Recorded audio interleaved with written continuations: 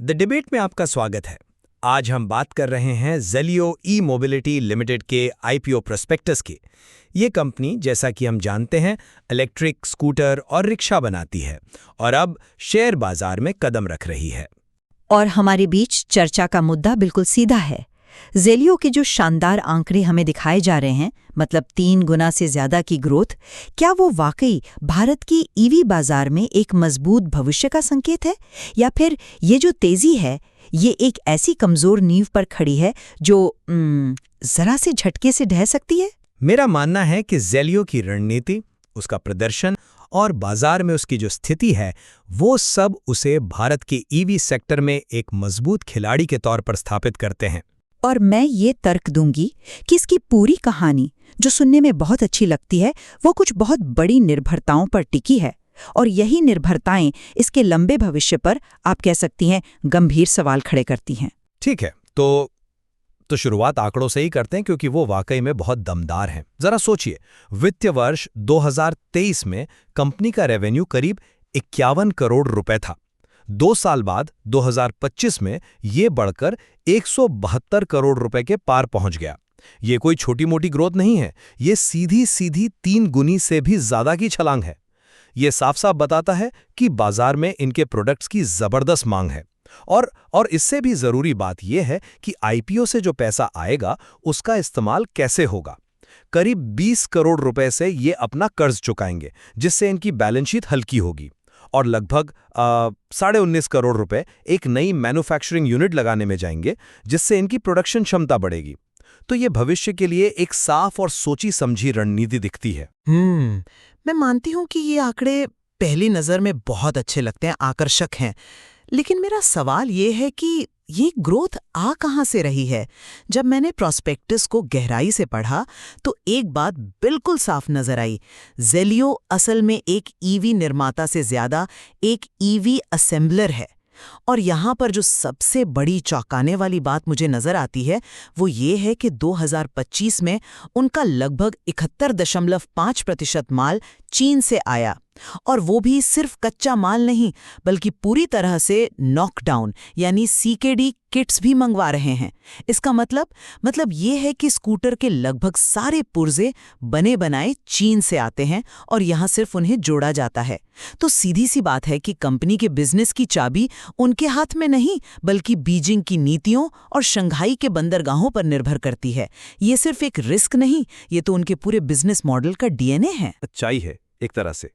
अहम सवाल यह है कि कंपनी इस चुनौती से निपट कैसे रही है, और इसका जवाब भी मुझे लगता है प्रोस्पेक्टस में ही है। ये जो नई मैन्युफैक्चरिंग यूनिट लगा रहे हैं वो इसी निर्भरता को कम करने की दिशा में एक बहुत बड़ा कदम है। वो आईपीओ से मिले पैसे का इस्तेमाल अपनी लोकल प्रोडक्शन क्षमता बढ़ाने के लिए कर रहे हैं। तो ये एक प्रॉब्लम है और मैनेजमेंट इसे सीधे तौर पर एड्रेस कर रहा है। वो हाथ पर हाथ धरे नहीं बैठे हैं। एक मिनट, लेकिन उस नई यूनिट की जमीन का क्या? प्रोस्पेक्टस में तो साफ साफ लिखा है कि वो सिर्फ 10 साल की लीज पर है। आप एक तरफ लोकल मैन्युफैक्चरिंग की बड़ी बड़ी बातें कर रहे हैं और दूसरी तरफ आपकी सबसे बड़ी संपत्ति एक ऐसी जमीन पर होगी जो 10 साल बाद आपकी नहीं रहेगी। ये तो बहुत बड़ा ऑपरेशनल रिस्क है। 10 साल बाद क्या होगा? क्या जमीन का मालिक किराया 3 गुना कर देगा, या आपको अपना पूरा सेटअप उठाकर कहीं और ले जाना पड़ेगा? एक निवेशक के तौर पर यह बात मुझे बहुत परेशान करती है। देखिए, इसे रिस्क की बजाय एक रणनीतिक फैसले के तौर पर देखना चाहिए। ग्रोथ के इस दौर में कंपनी अपना कीमती पैसा जमीन खरीदने में फंसाना नहीं चाहती। वो उस पैसे को सीधे मशीनरी और प्रोडक्शन बढ़ाने में लगा रही है। इसे कैपिटल एफिशिएंसी कहते हैं। 10 साल का पट्टा उन्हें आज तेजी से बढ़ने की आज़ादी देता है। साथ ही ये मत भूलिए कि वो 20 करोड़ रुपए का कर्ज भी तो चुका रहे हैं। इससे उनकी ब्याज की लागत कम होगी और भविष्य में और कर्ज लेने के लिए बेहतर शर्तें मिलेंगी। मतलब वो सिर्फ पंख नहीं फैला रहे, अपने पैर भी मजबूत कर रहे हैं। आप इसे ऑपरेशनल फ्लेक्सिबिलिटी कह रहे हैं, लेकिन क्या एक निवेशक को इस बात से चिंता नहीं करनी चाहिए कि 10 साल बाद कंपनी की सबसे बड़ी संपत्ति ही उसकी नहीं रहेगी? तब उनकी मोल भाव करने की क्या ताकत बचेगी? चलिए इस मुद्दे को थोड़ी देर के लिए छोड़ भी दें तो उनकी दूसरी बड़ी निर्भरता पर आते हैं, ज्योग्राफिकल कॉन्सेंट्रेशन, यानी कुछ ही राज्यों पर उनकी पूरी बिक्री टिकी हुई है। 2025 में उनका लगभग 62% रेवेन्यू सिर्फ 5 राज्यों से आया, अकेला हरियाणा ही उनके 26% रेवेन्यू के लिए जिम्मेदार है।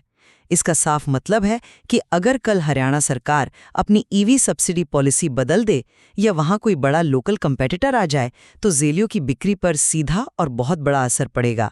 ये एक दिलचस्प आंकड़ा है, लेकिन आपने कहानी का सिर्फ एक हिस्सा बताया। असल में ये आंकड़ा उनकी कमजोरी नहीं बल्कि उनके विस्तार करने की क्षमता को दिखाता है। 2 साल पहले यानी 2023 में इन्हीं 5 राज्यों से उनका 90% रेवेन्यू आता था। अब ये घटकर 62% पर आ गया है। इसका साफ मतलब है कि वो नए बाजारों में सफलतापूर्वक घुस रहे हैं। हरियाणा में 26% का मार्केट शेयर ये दिखाता है कि उन्होंने एक राज्य में एक मजबूत डीलरशिप नेटवर्क और ब्रांड पहचान बनाने का फॉर्मूला खोज लिया है। अब वो इसी फॉर्मूले को दूसरे राज्यों में, आप कह सकते हैं, कॉपी पेस्ट कर सकते हैं। ये एक रणनीति है, कोई मजबूरी नहीं। आप इससे विस्तार कह रहे हैं, पर मैं इसे अभी भी एक बहुत बड़ी निर्भरता के तौर पर देखती हूँ। 62% कोई छोटा आंकड़ा नहीं होता। ये तो वैसा ही हुआ जैसे किसी की सारी कमाई एक ही स्टॉक में लगी हो। जब तक वो स्टॉक ऊपर जा रहा है सब अच्छा लगता है, लेकिन जिस दिन वो गिरा सब खत्म। और ईवी का बाजार बहुत तेजी से बदल रहा है। अब बात करते हैं पैसों की। प्रॉस्पेक्टस कहता है कि जैसे जैसे उनका धंधा बढ़ेगा उन्हें ज्यादा वर्किंग कैपिटल की जरूरत पड़ेगी, इन्वेंट्री रखने के लिए, डीलर्स को उधार देने के लिए। लेकिन आईपीओ में उन्होंने वर्किंग कैपिटल के लिए सिर्फ 8 करोड़ रुपए रखे हैं। मुझे ये बताइए, 8 करोड़ की वर्किंग कैपिटल तब कैसे काफी होगी जब आप अपना प्रोडक्शन दोगुना करने का सोच रहे हैं और डीलर्स को ज्यादा उधार भी देना पड़ेगा? ये हिसाब तो बैठ नहीं रहा। हाँ, मैं मानता हूं कि वर्किंग कैपिटल की जरूरत बढ़ेगी, लेकिन आप फिर से कर्ज चुकाने वाले हिस्से को नजरअंदाज कर रहे हैं। जब एक कंपनी अपनी बैलेंस शीट से 20 करोड़ का कर्ज हटाती है तो बैंकों का उस पर भरोसा बढ़ता है। भविष्य में जरूरत पड़ने पर उन्हें और आसानी से और बेहतर शर्तों पर वर्किंग कैपिटल लोन मिल सकता है। ये 8 करोड़ तो सिर्फ शुरुआत है। उनका इरादा अपनी आंतरिक कमाई और बेहतर क्रेडिट लाइनों के जरिए भविष्य की जरूरतों को पूरा करना है।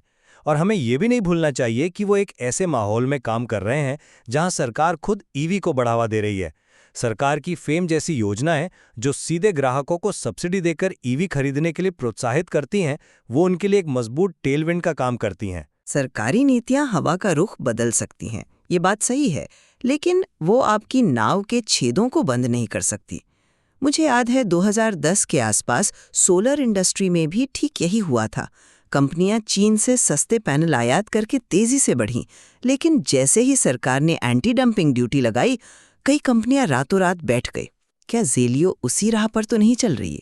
और इस सब के बीच हम ये कैसे भूल सकते हैं कि बाजार में ओला, एथर और हीरो इलेक्ट्रिक जैसे कितने बड़े खिलाड़ी पहले से मौजूद हैं, जिनकी अपनी R&D हैं, अपनी फैक्ट्रियां हैं और गहरी जेबें हैं।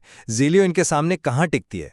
प्रॉस्पेक्टस में कंपटीशन का जिक्र तो है, पर उनसे लड़ने की कोई ठोस रणनीति मुझे तो नजर नहीं आती। ये एक बहुत ज़रूरी सवाल है, लेकिन मेरा मानना है कि जेलियो उन बड़े खिलाड़ियों से सीधे टक्कर ले ही नहीं रही है। ओला और एथर ज़्यादातर बड़े शहरों और प्रीमियम सेगमेंट पर फोकस कर रहे हैं। जेलियो का फोकस टियर 2, टियर 3 शहरों और एक किफ़ायती सेगमेंट पर है, जहां ब्रांड से ज़्यादा कीमत और माइलेज मायने रखती है। तो उन्होंने अपने लिए एक अलग बाजार बनाया है, जहां बड़े खिलाड़ी अभी उतनी मजबूती से मौजूद नहीं है। उनका टंगा ब्रांड जो इलेक्ट्रिक रिक्शा बनाता है, वो उस सेगमेंट में काम करता है जहां ओला और एथर हैं ही नहीं। तो वो एक भीड़ भरे तालाब में नहीं, बल्कि अपने बनाए हुए छोटे छोटे तालाबों में बड़ी मछली हैं। ये सुनने में तो अच्छा लगता है, छोटे तालाब की बड़ी मछली। लेकिन ये बड़े खिलाड़ी कब आपके तालाब में आ जाएंगे, कोई नहीं कह सकता। और जब वो आएंगे तो अपनी बड़ी मार्केटिंग और डिस्ट्रीब्यूशन की ताकत के साथ आएंगे। देखिए, मैं ये नहीं कह रही कि जेलियो में कोई दम नहीं है, उनकी ग्रोथ असली है। लेकिन एक निवेशक के तौर पर हमें सिर्फ अच्छी कहानी नहीं, बल्कि उसके पीछे के जोखिमों को भी तौलना पड़ता है। और यहाँ जोखिमों की लिस्ट काफी लंबी है। चीन पर निर्भर सप्लाई चेन, कुछ ही राज्यों पर टिकी बिक्री, किराए की जमीन पर फैक्ट्री और बढ़ती वर्किंग कैपिटल की जरूरत। इनमें से कोई एक भी चीज गलत हुई तो ये पूरी ग्रोथ की कहानी पटरी से उतर सकती है। आखिर में ये एक क्लासिक ग्रोथ वर्सेस रिस्क की कहानी है। मेरा मानना है कि जेलियो एक ऐसे तूफान पर सवार है जो पूरे देश में चल रहा है, ईवी का तूफान। और उन्होंने इस लहर पर सवारी करने के लिए अपनी नाव तैयार कर ली है। उन्होंने बाजार को समझा है, अपनी सेल्स बढ़ाई है और अब आईपीओ के जरिए अपनी कमजोरियों को दूर करने और भविष्य के लिए तैयार होने के लिए पैसा जुटा रहे हैं। हाँ, जोखिम है, बिल्कुल है, लेकिन बिना जोखिम के इतनी बड़ी ग्रोथ कहाँ मिलती है? कंपनी के जो मौलिक तत्व हैं वो मजबूत हैं और वो सही समय पर सही जगह पर हैं। और मेरा मानना है कि ये नाव कुछ ज्यादा ही हल्की है और इसमें कुछ बड़े छेद हैं जिन्हें अभी भरा जाना बाकी है। ग्रोथ की कहानी सुनने में बहुत अच्छी लगती है, लेकिन जब तक कंपनी अपनी बुनियाद यानी अपनी सप्लाई चेन और मार्केट की निर्भरता को मजबूत नहीं करती, तब तक ये कहानी एक छोटे से झटके से बिखर सकती है।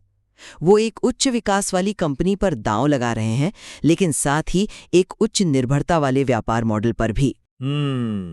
हम दोनों इस बात पर तो सहमत हो सकते हैं कि ज़ीलियो का प्रॉस्पेक्टस भारतीय ईवी बाजार के अवसरों और चुनौतियों दोनों पर एक बहुत ही दिलचस्प केस स्टडी पेश करता है। बिल्कुल, कंपनी का भविष्य इस बात पर निर्भर करेगा कि वो अपनी पहचानी गई कमजोरियों से कितनी जल्दी और कितनी प्रभावी ढंग से निपटती है। ये दस्तावेज निवेशकों को सिर्फ एक कंपनी के बारे में नहीं, बल्कि पूरे ईवी इकोसिस्टम को समझने का मौका देता है, और यकीनन इसमें विश्लेषण के लिए और भी बहुत कुछ है।